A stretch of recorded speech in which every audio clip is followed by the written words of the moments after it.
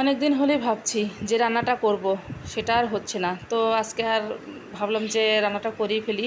অনেক দিন হলে খাওয়া হয় না, আর রান্নাটা এত মজার, এত স্বাদ, তো কী বলবো। হ্যালো সবাইকে, সবাই কেমন আছো? আশা করি ভালো আছো। চলে আসলাম একটা নতুন ভিডিও নিয়ে, আর এত সুন্দর একটা মজার খাবার আছে। তো তোমরা সবাই আমার সাথেই থাকো, আশা করি খুব ভালো লাগবে।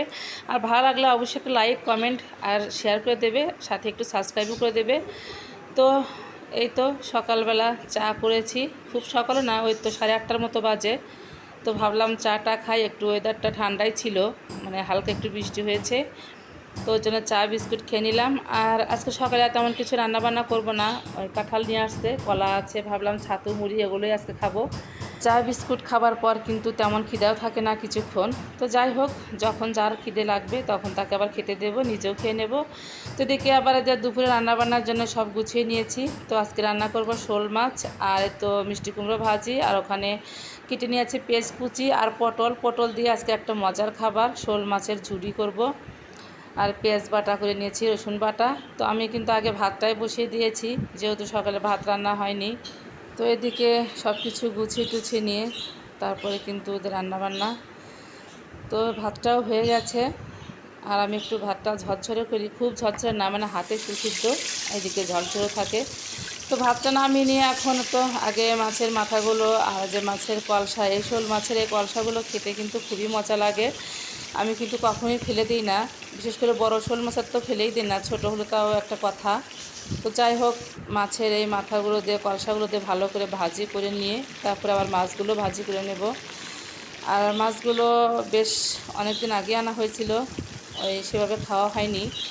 মানে মাছ তো আনার উপরই থাকে, কোনটা রেখে কোনটা খায়। তো এর মধ্যে আর মাছ টাছ নিয়ে আসতে বলিনি, যে আগে যেগুলো আছে খেয়ে ফুরিয়ে নেই। তো এই মাছগুলোই ছিল, আর ফ্রিজে তেমন মাছ নেই বললেই চলে।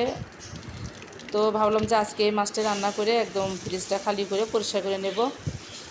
তো মাছগুলো ভাজি করে নিয়ে ভাবলাম যে আগে পটলের এই চচ্চড়িটা করব।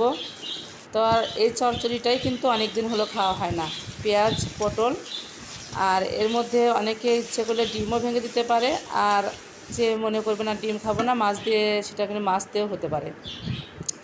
তো আমি এই তো শোল মাছের দুটো বড় বড় লেজা ছিল, তো লেজাটা ভালো করে বেছে নিয়ে তারপরে কিন্তু এই তো পটল ভাজি হয়ে গেছে। আর এই লেজাগুলো এর মধ্যে দিয়ে দিচ্ছি, মাছগুলো ঝুরি করে। আর এভাবে ভাজি করলে মনে হয় যে অন্য আর কিছুই লাগে না ভাতের সাথে, এটা দিয়ে খাওয়া হয়ে যায়। আর আমার তো খুবই প্রিয় একটা খাবার। আর এই খাবারটা আমি আমার এক বান্ধবীর কাছে থেকে শিখেছি। মানে আমার যখন কলেজ লাইফ, তখন আমি বান্ধবীর বাসায় গিয়েছিলাম, তখন গিয়ে দেখি বান্ধবী এইটা ভাজি করছে। তো আমাকে অনেক রিকোয়েস্ট করার পর আমি খেয়ে নিয়েছিলাম। আর রান্নাটা খেয়ে আমার এত ভালো লেগেছিল, তো কি বলবো। তো তখন থেকে আমি রান্নার একটা ফ্যান হয়ে গেছি, আর মাঝে মাঝেই প্রায় আমি এটা রান্না করে খাই। আর বেশ কিছুদিন হলো রান্না করা হয় না, তো আজকেই এই রান্নাটা করে নিলাম। মানে মনে মনে অনেক সময় ভাবি, তো আজকে তালে পড়ে গেল, তো ভাবলাম যে আজকেই করে নেই। আর যেহেতু মাছও আছে অনেকগুলো, তো এই মাছ দিয়ে একটু ভাজি করে নেব। আর বিশেষ করে যখন মুখে রুচি কম থাকে, তখন এ ধরনের রান্না করলে তখন দেখা যায় যে পেট ভরে 4টা ভাত খাওয়া যায়। তো এদিকে কথা বলতে বলতে আমার মিষ্টি কুমড়ো ভাজিগুলো হয়ে গেল। তো এখন হয়তো মাছ দিয়ে একটু পেঁয়াজ দিয়ে ভুনা করে নেব। ভুনা বলতে একটু হালকা পাতলা ঝোলের মতোই রাখবো আর কি, যেহেতু দুপুরবেলা একদম শুকনো শুকনো খাওয়া যায় না। তো এদিকে সকালে ওয়েদারটা ঠান্ডা ঠান্ডা ছিল, আবার দেখি যে প্রচণ্ড রোদ গরম উঠে গেছে। তো এই তো প্রথমে আমি কিন্তু কড়াইয়ে দিয়ে দিয়েছিলাম গোটা জিরে তেলের মধ্যে, তারপরে পেঁয়াজ কুচি দিয়ে ভালো করে ভাজি করে নিয়ে তারপরে পেঁয়াজ আর রসুন বাটা দিয়ে আর একটু ভালো করে ভাজি করে নিলাম। তারপর দিয়ে দিয়েছি বাটা মশলা, আদা জিরা ধনিয়া বাটা, মরিচের গুঁড়া, হলুদ লবণ সব কিছু মিক্সড করে ভালো করে কষিয়ে নিচ্ছি।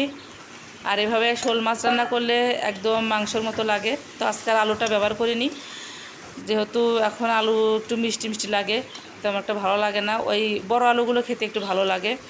তো যাই হোক, কোনো আলুই দেইনি, আজকে এমনিতেই রান্না করব, মানে শর্টকাটে আর কি। তো খাবারগুলো সবই ভালো ছিল। আর এই কান্তাগুলো খেতে কিন্তু খুবই ভালো লাগে মাছের ঝোলের মধ্যে দিলে, আর অনেক সময় আমি ঘন্ট করেও খাই। তো যাই হোক, সব কিছু মিলেই রান্নাবান্না খুবই ভালো হয়েছিল প্রত্যেকটা রান্না। তো এই তো শোল মাছের তরকারিটা নামিয়ে নিয়েছি। তো আজকের মতো এখানেই বিদায় নিচ্ছি। সবাই ভালো থেকো, সুস্থ থেকো, টাটা, বাই বাই।